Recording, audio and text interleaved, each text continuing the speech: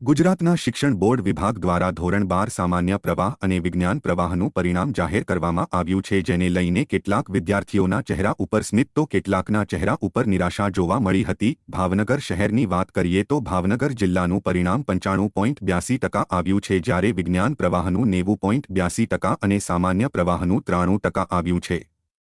सामान्य प्रवाह में A1 ग्रेड 327 जेटला विद्यार्थीओए मेळव्या छे, ज्यारे विज्ञान प्रवाह में मात्र 35 जेटला विद्यार्थीओए A1 ग्रेड में स्थान मेळव्युं छे।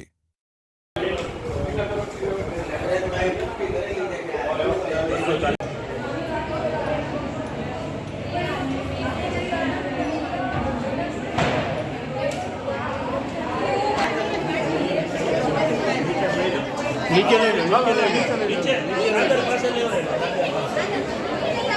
ऊभा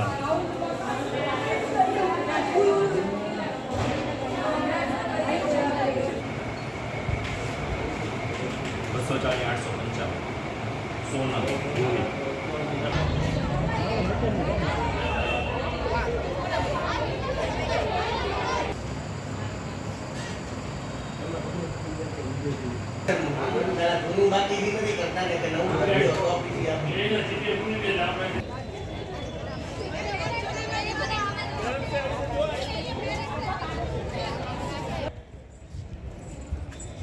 Okay.